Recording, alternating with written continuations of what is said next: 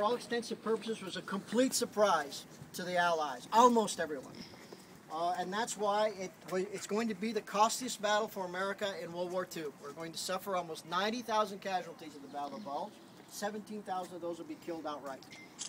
So why did it come as a surprise? In order to understand that, we need to back up a bit.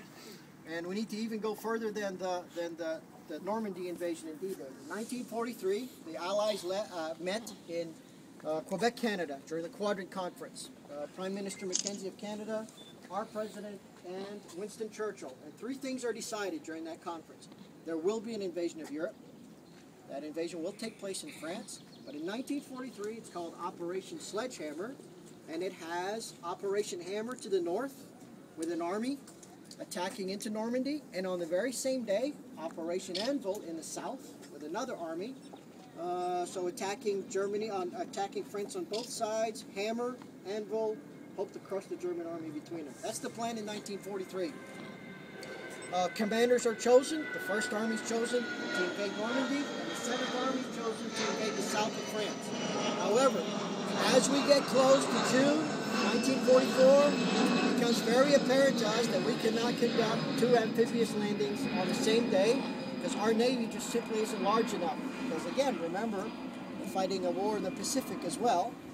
And the Pacific is nothing but island hopping, and we don't want to remove any assets from General MacArthur to conduct a second invasion, so we decide that we're going to invade Europe in one place on that day, in Normandy. Why Normandy? Because both armies had the same preparation. The 7th and the 1st Army had been training for months. Normandy, because it's the easiest invasion to conduct. All our air forces in England, all our armies in England, we come across a 60-mile channel and conduct our invasion. We will invade the south of France.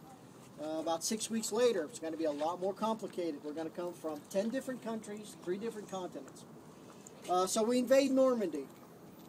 For all tactical purposes, Normandy was a tactical failure. Not one single objective that we gave ourselves did we reach other than getting a beachhead. The major objective for the 1st Army was the capture of Cherbourg. Cherbourg was important because we need a deep water port. We're bringing 3 entire armies to Europe. We need to supply them. You can't do that without a deep water port. It's not the port you need, it's the equipment on it. The cranes that reach into those big ships and take the supplies out by the ton. We will capture Cherbourg. The problem is what we don't destroy with our pre-invasion bombardment. The Germans know exactly how important Cherbourg is, so they destroy it completely. We will never use Cherbourg as a deep water port throughout the war. That's the first objective of at that time, General Bradley in the 1st Army. There are 2 armies that invade up north. The 2nd Army is Montgomery's 21st British Army Group, which is made up of the 1st Canadian and the 2nd British Army. They have an objective as well. They believe that the coast is very weakly defended. They believe they can land that army and shoot right up into Belgium to Antwerp and capture the 2nd deep water port. We will capture the 2nd deep water port, but not till November.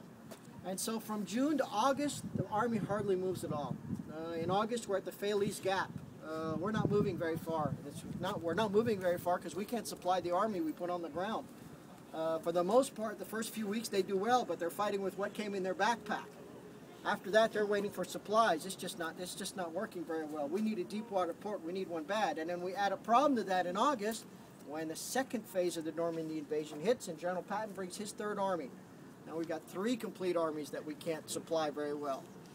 General Patton very quickly moves to the west, captures Lorient, Saint-Nazaire on the west. General Patton did not fight for cities. General Patton said fighting for cities was crazy. Surround them, stop supply, and continue movement. He really didn't like to fight for cities because it stopped his greatest tactic, which was exploitation. Moving, moving, moving. You're not moving if you're attacking a city. So General Patton said, unless a city is so important that it's got to be taken, surround it and let it die off. Because Saint-Nazaire will have Germans in it till the very end of the war. All they did was surround it. And they were ineffective. And so in August, General Patton surrounds those. He becomes the southern flank. He's the southernmost army. In the center is General Hodge in the 1st Army. In the north are the British. But none of them are getting supplied. The tension will be broken a bit on the 16th of August when General Alexander Patch invades the south of France. General Alexander Patch had been given 2 missions by General Eisenhower. The very first is to capture the deep water ports of Toulon and Marseille. He's given 30 days to do that. He'll do it in 16. His 2nd mission is to plug up the Rhone River Valley. What is the Rhone River Valley? If you come from the south of France, on your left you have the Alps. On your right you have the Central Massifs of France. Right at the town of Montélimar, you've got a 2-lane highway. That is still the only way through those mountains. He wants the 7th Army to plug that up, stop Army Group G from Toulouse and Bordeaux from coming back and reinforcing what's happening in Normandy. General Eisenhower in his autobiography will write that the most successful operation of World War II for America is the invasion of southern France, and we hardly know about it. General Alexander Patch will be very, very successful. What that does give us is 2 deep water ports, and from that point on, 83% of all supplies for the U.S. Army come from Toulouse and Marseille. There's a 2.5-ton truck rolling down that highway every 14 seconds, 24 hours a day. And now the Army moves incredibly. From August to December, we whip across Paris, whip across central France, and we find ourselves on the German border in December. But now we're running out of supplies again. And even worse, we've added 2 more armies, the 7th, the 9th, and the 12th. And so even with Toulouse and Bordeaux, we are incapable of supplying this huge army. We must take Antwerp. So it's decided by General Eisenhower that we are going to rest our army on the German border. We're going to wait for the British to capture Antwerp. Once we get that deep water port, we're going to resupply that army. We're going to retrain that army. And in the spring, we're going to launch our big offensive from the north into the Ruhr Valley and finally put an end to the German army. As we travel through France, Belgium, Luxembourg, one of the greatest military intelligence assets we have is the local population. That's to say that as we liberate little towns, they're very free with information to tell us. Yesterday there's a Panzer Grenadier company here. When we hit the German border, there are no Germans coming across the border telling us there are 29 divisions back there, 3 completed Panzer armies preparing a counterattack. And we actually got lazy. Because there was no information, we assumed nothing was going on. And so the Ardennes Forest, where the Battle of Bulge is an actual rest camp for the United States Armies, where we're putting our tired divisions. The 28th, the 4th Infantry, have been fighting doggedly for months. The 106th, which has been on the border for 5 days, and the 80th. These are rest camp areas. That's what we believe. It's too hilly, too wooded for the Germans to come through there. I don't know why we thought that, because they'd already did it 3 times. They did World War I, they did it at the beginning of World War II, they did it in 1890, and they're going to do it again. But that's what we believe. The only person who catches on to this is a young officer named Colonel Koch. Colonel Koch is General Patton's military intelligence officer. Colonel Koch in December sees something very, very funny. The 3rd Army under General Patton is fighting for Metz, Nancy, and Verdun. And right now it is the busiest fighting on the front. The other armies are at rest. General Patton is still slugging it out, but he sees 2 entire German corps leave the sector, and he starts asking himself, why would the Germans take 6 divisions away from the busiest part of the front and travel north? Then he goes back and just with simple mathematics says, at the Falaise Gap, we captured 2 complete Panzer armies. Now, most of their vehicles and equipment were destroyed by the 8th and 9th Tactical Air Force, but the men got away. And he went back and said, something's not right. We should have cemeteries with tens of thousands of Germans, and they're not there. On the 9th of December, he warns General Patton that in his opinion, he believes the Germans are preparing a counterattack in the Ardennes Forest. General Patton doesn't keep that information to himself. Right away, he has his staff come up with 3 plans. Nickel, Diamond, Cent. Very simple names. And they were to move his army in case they were asked to do so. He takes that information to General Eisenhower and General Montgomery and General Bradley, and all 3 are under the same opinion. They're worrying for nothing. The Germans have no offensive capability left. Relax. Keep fighting in Verdun, Nancy, try to take Metz. It's not going to happen. On the 16th of December, it happens. 29 German divisions are going to attack 4 American divisions. Why the 16th of December? The Germans had a fairly large window. The Germans were waiting for 3 days of bad weather. Our Air Force doubled the power of our Army. If we could ground that Air Force, it would have the power of the Army in half. That's exactly why they attacked on the 16th of December. They knew they'd have 3 days of overcast skies where the Air Force can't fight. Foggy, cold. The 106th Division will lose 2 of its 3 combat regiments almost immediately. We were I was reading a story from a veteran of the 106th. He said they knew they were surrounded when their last radio call from their headquarters was, "We're pulling out of St. Vith, good luck." Only then did they know they were completely surrounded. Call goes out for help very quickly. Everyone's panicking. What people don't realize is on the 16th of December, our Army's at rest. General Eisenhower's back in America. The commander of the 101st Airborne is in America on Christmas leave. 1/3 of the combat power in the north is in Paris, Brussels. They're completely caught off guard. And so it's 3 days before the commanders meet in Verdun, and they're sort of scratching their heads as to what can we do. There's 29 German divisions headed for Antwerp. I need to go back. What is the objective of the German army? It's not just to kill American soldiers. It's to recapture Antwerp. The Germans hope to recapture Antwerp, take that deep water port away from us, separate the Canadians and the British from the Americans, and then go to the bargaining table and say, we want to stop the war on the Western Front. That's their goal.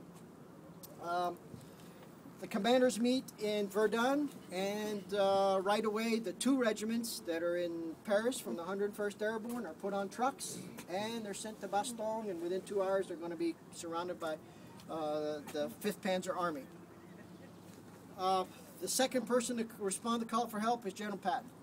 General Eisenhower asked General Patton how quickly can he move his army, 100 miles. General Patton's answer is 48 hours, and that answer really angers General Eisenhower because he doesn't think General Patton's serious. It's 1945, there are no Autobahns, it's the worst winter on record, and General Patton hasn't had fuel for weeks. They've been pushing the fuel up north to get ready for this great offensive in the spring. Right. What he didn't realize, General Patton had all his fuel moved as far north his sector as possible, which is where Verdun, and his corps commanders are waiting for which plan? Is it nickel, dime, or cent? We're not going to let General Patton move in 48 hours. You can't do that. His army's covering a 100-mile front. You just can't take an army out of the battlefield and move it, shift it left and right. Germans are everywhere. And so we're going to have to ask Alexander Patch, which is in the 7th Army, to stretch his army out, pick up where General Patton's army is, and push the 3rd Army into the Battle of the Bulge. General Patton's 3rd Army will enter the Battle of the Bulge. The Battle of the Bulge gets its name from this dark gray area. That dark gray area, that's the area that the Germans recaptured during the Battle of the Bulge, and as you can see, it bulges back into Belgium and Luxembourg. We're the only country called this the Battle of the Bulge. For Europeans, this is Battle for the Ardennes Forest, and that's what it's called. The Battle of the Bulge, in my opinion, is the most perfect example of American service members in fighting in World War II as individual squads, because that's what's happening for the first 3 days. These squads are surrounded by the German infantry. They have no communication with their chain of command, and even if they did, they're not getting any information because the chain of command really doesn't know what to do. There aren't enough soldiers. They're taking people in the band. They're taking people, and they're making them infantrymen. That's how serious the Battle of the Bulge is. Anyone who can hold a rifle is sent to the line. Right? Anyone. Cooks become infantrymen overnight. General Patton gets the okay to launch his army into the Battle of the Bulge. He strikes right away into the flank of the 6th Panzer Army, cuts it off from its logistic. It dies very quickly. He does very well. Our commanders in World War II commanded 9 divisions in an army. By the time the Battle of the Bulge is done, General Patton will be commanding 19 divisions, 2 complete armies by himself. And you sit there and say, why? Because he's the only guy ready. General Eisenhower's bringing new divisions in, and they're liberating divisions from the 1st Army who were surrounded. And General Eisenhower says, we're just going to let George have him. He's ready. And so they were turned over to the 3rd Army. The 1st Army and the armies up north will take part in the Battle of the Bulge, but not till January. 2nd week of January before they get involved. It takes them that long to bring their soldiers back from these cities. The Battle of the Bulge is really not a battle. It's a 6-week campaign. It includes the destruction of the Bulge and then the moving across the Siegfried Line. It's very important because General Patton wanted to attack into Germany in November 1944, and he was told he couldn't. The reason is you just can't launch an army out there by itself. He's got 6 armies on his flanks. If you do, they have to go into wedge formation. It really, really deteriorates their combat capability, and now they have to defend their own flanks. But General Patton is adamant that he can do that. General Eisenhower says, no, we can't take the chance. And General Patton's fear is, he says in November, the Siegfried Line's not manned. It's a huge defensive fortification the Germans built, but it's not manned. And he said, if we let them man it, it's going to be very difficult. Most casualties from the Battle of the Bulge don't come from the Gray Area. They come from trying to push through the Siegfried Line. The Siegfried Line is not a line at all, of course. It's called the Siegfried Line, but it's a bunch of defensive fortifications, especially based on the rivers that are plentiful there. The Germans know that a river is a natural obstacle. They would mine their end of the river, cover it with machine gun bunkers, and let the Americans come and try to get it. Both of our Medal of Honor recipients here died during river crossings. River crossings took a great toll on American soldiers. General Patton will be doing very well. He'll be told, we're not going to wait for a spring offensive. Go ahead and launch your army into Germany. And the city of Trier. I told you that General Patton never fought for a city except Trier. General Patton believed that Trier was the very apex of the German defense. In other words, Germany's defense was set up like a triangle, and Trier was the point. And so he told himself, we're going to do just like the Crusaders did in Jerusalem, and we're going to ruin that point. General Patton made it very clear in his writing that he was not a great tactician. Matter of fact, General Patton said, I never had a tactic I thought of myself because by now they've all been tried. But what he was a good plagiarist of good tactics. He said all he simply did was replace a Roman chariot with a tank. Right. And his two mentors were General Sherman and General Sheridan, who just moved throughout the Civil War. And he made it very clear that I'm not a great tactician. Actually, if you left it up to me, I'd probably suck at it. I copy great tactics. That's all he did. He attacked into Trier. Now, after working with General Patton for almost 4 years, General Eisenhower's finally starting to understand him. So he calls General Patton in March and says, do not attempt to take Trier with anything less than 4 infantry divisions. And he knows he doesn't have them to put in that fight. General Patton's answer to General Eisenhower is, I just captured it with 2. Do you want me to give it back? General Patton and the Third Army, of course, will make it all the way to Czechoslovakia and Poland by the time they're stopped. The Third Army is a very... General Patton, first of all, is a terrible politician. He's not a politician at all, but he is a very great field commander. The General Patton, to the day he died, said that we could have ended the war in 1944 in November if they'd have listened to him. General Patton said there never should have been a Battle of the Bulge. The Battle of the Bulge was difficult because the Siegfried Line was manned.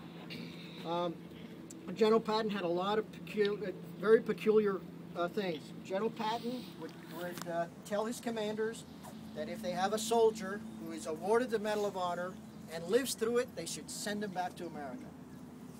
2 reasons. He said America needs men like these back home, and these men don't know their own limitations, and they're going to kill themselves on the battlefield. And that's exactly what will happen to Dave Turner. Dave Turner will win the Medal of Honor just to die 6 weeks later in another operation, doing an act where he should have probably got his 2nd Medal of Honor. General Patton also never allowed his units into large cities for R&R. General Patton said that I can give you soldiers, I can give you priests, I can't give you both. You can't turn these men off. General Patton believed that you took a soldier, you brought him to Peak, and you kept him there till the war was over. Yep, he said the hardest thing for a soldier was to peak in Valley. And if you look at the Third Army, who led the attack into North Africa, Sicily, took part, did amazing things in Western Europe, they had less battle stress casualties than the other armies. So maybe General Patton was right. He's a very strict disciplinarian. There's no doubt about that. We met a soldier here from the 17th Airborne Division a couple of weeks ago. Joe Schumacher was his name, and Joe was here to pay respects to 18 of his comrades, 20 of his comrades, 18 of them that died on the 6th of January. I told you 68% were returned back home. He said that in one day, on the 6th of January, they completely surrounded by the Germans in 3 separate villages. They lost 87% of their combat strength in one day. But Joe Schumacher said he met General Patton crossing the Kiel River in Trier. The way that we would conduct river crossings is we would make a rope bridge, send infantry across so they could secure the other side, make sure there were no Germans, and protect the large, heavy engineers who were coming in with equipment. And Joe Schumacher told us that's exactly what he was doing in March. He'd been there like 36 hours. There wasn't much combat. There weren't any Germans. He said they no sooner put the last pin in that Bailey Bridge and they heard a Jeep being gunned coming across the bridge. And he remembers turning to his guy in the foxhole and said, "Who is that idiot?" and the Jeep got stuck, and people were yelling for help, and they went over there, and the idiot was General Patton. And they picked the Jeep up. Joe said they picked the Jeep up and turned it back around, and General Patton said, "What are you doing?" He said, "We're getting your Jeep out of the mud." And Joe said, General Patton said, "I've already been that way. I want to go that way." So they had to turn the Jeep back around, and he said for about 15, 20 minutes, General Patton was the most forward soldier in the entire United States Army. We'll discuss more General Patton at his grave, but we can discuss some of it now. General Patton came from a long line of military leaders. His father was an adjutant at VMI, though his father never served in the regular army. He was a reservist. His grandfather died during the Civil War. His grandfather was a Confederate general. He's one of the only 2 Confederate generals who bedded his regiment in Washington, D.C. He would first lose an arm, then he'd be killed in Civil War. His uncle, Tisdale Patton, would be captured, tried to sink all Ironsides, would be sent to New York, and died in a prisoner of war camp. The Patton family themselves came from Scotland, and they escaped Scotland because they were wanted by the English. General Patton's biggest 2 impressions on his life is young men at that age went to school till the age of 14. At the age of 14, his father hired a history tutor, 2 brothers, to tutor him to prepare him to go to Virginia Military Institute or West Point. They were 2 history professors, but the most important thing they did for General Patton is they found he had a learning disability. General Patton was dyslexic. If you read the notes he sent home, his spelling is atrocious.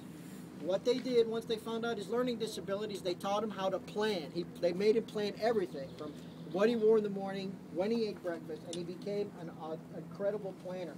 And it saved him for the rest of his life because he was dyslexic the entire time. He had a learning disability. General Patton will attend Virginia Military Institute because at that time, in 1900, West Point is not the West Point of today. There are only 400 seats in West Point. The President of the United States gets 30 seats a year. The other seats are separated according to population of states, and California in 1900 has 2 seats to West Point. That doesn't mean 2 seats every year. That means 2 seats. When General Patton is ready to go to West Point, he has to wait for the sophomore to graduate. So he goes to VMI for 2 years, and then he'll go to West Point. General Patton is a 2-time Olympian, 1912 Olympics in Stockholm, the pentathlon, and the 1916 Olympics. The pentathlon is a 5-event competition. Pistol shooting, which he's great at. Equestrian horse race, which he's great at. Fencing, which he's the best American fencer that we have. He's defeated European champions. Swimming, which he's okay at. And running, which he sucks at. He won't even finish the run. He'll pass out 100 meters before. Still finish in 6th place. He'll go and represent America in the 1916 Olympics that are canceled because of World War I. His first combat action comes during the punitive expedition in Mexico, when General Pershing and the 10th Cavalry are chasing Pancho Villa across the borders of Texas and Colorado. His first actual combat action will be the raid on Robio Ranch. He and 8 other cavalrymen will raid Robio Ranch, which is in northern Mexico, where one of Pancho Villa's high-ranking officers is, and another 32 bandits. You could read many books on General Patton and that ranch, and they're all great reading, but I think the most interesting one is General Patton's biography, who says he was on the roof conducting a reconnaissance and fell through. And the only thing he could think of was, I'm going to be known for being shot in the ass by Mexican bandits on top of a roof. It is the first time he's going to shoot at a man and take a life, those famous pistols that he has. And it's the first time America uses mobile warfare because they attacked the ranch with 2 Fords and a Studebaker automobile. World War I hits America. General Patton begs General Pershing to go to World War I. They go to France. He comes to France as a captain, then makes major, colonel, lieutenant colonel, and he's given command of our first light armored force. And it's very light because we don't have a single tank in it at the time. We borrow our 17 tanks from the French, but before it's handed over to the American Army, General Patton has an engineer come from America, an engineer he knows very well, and they do over 40 product improvements on that tank. And by all purpose, it is the best tank that's going to be fielded by the Allies. General Patton will take part in the St. Mihiel offensive, and he'll be gravely wounded during the Meuse-Argonne offensive. He'll be shot in the hip. He'll be one of only 2 officers to receive both the Distinguished Service Cross and the Distinguished Service Medal in World War I, the other being General MacArthur. There was a lot of competition between General MacArthur and General Patton right before the St. Mihiel offensive. General Patton was seen on a hilltop where the Germans could clearly see him. They started firing artillery on him, and General Patton joined them. I guess there was a dare as to who was going to move first. Thank God the Germans ran out of artillery or got tired of trying firing at him. But he had a very daring man. He'll be chosen as our commander to lead our armored invasion force into North Africa. He'll go from North Africa to Sicily, where he'll be relieved of duty for the slapping incident of not 1, but 2 soldiers. He'll be sent back to America. We're going to use him for Operation Fortitude. Operation Fortitude is the only operation in World War II that was conducted by 1 man, General George Patton. What we did is the Germans were convinced that the invasion of Europe, they knew it was coming, would be led by America's greatest field commander, which they thought was General Patton. So we sent General Patton in the east of England. We made an army out of plywood and balloons. We told General Patton to be very loud and boisterous, and he's very good at that, not a problem. And the entire German military intelligence field was turned on General Patton. That's why they thought we were going to attack in Calais. And as this is happening, General Bradley and the 1st Army in Western England and Ireland, preparing their army, they'll come around the coast and attack into Normandy, which comes as a surprise to the Germans. So it's the only operation that's conducted in the army by the use of 1 man. Very cheap operation. Very well done. And then again, he'll come and make up the 2nd portion of the battle of the Normandy invasion and be heavily involved in the Battle of the Bulge. General Patton on the 9th of December. General Patton is scheduled to go back to America on the 10th of December, and he's resigning. He's not retiring. He's resigning. He's going to give away his commission. And he's going to give away his commission and go back to America and tell people how poorly this war was fought. What really angered General Patton was when they got orders from Eisenhower to move his army out of Czechoslovakia and Poland, and the Russian army moved in right behind him. It angered him. He said that we had promised Europeans liberties, and they were now under the shackle of the communist army. It really angered him a lot. He was also not a big fan of bombing of large cities. He said he didn't do very much because we never concentrated on one single field. That's to say, we'd bomb bearing factories on Monday, to leave those alone to go bomb trains on Tuesday, where we should have just bombed the crap out of bearing factories for months. We wouldn't have been able to build anything. So he wasn't a big believer in that. He was also coming under a lot of pressure from the media for how he was running the rehabilitation of Europe. The media was reporting that they thought he was becoming a Nazi sympathizer. The thought in 1945 was any soldier in the German army who wore a German uniform was a Nazi, and that's very far from the truth. What General Patton needed to do is he needed to put this country back on its feet. He needed leadership. Unfortunately, leadership came out of its army or its services. So he made a lot of them mayors, but they weren't communists. So he's getting very, very tired, and he's going to go back home and just resign his commission. On the 9th of December, he's on a hunting expedition with General Gay. General Gay has been his chief of staff for 4 years.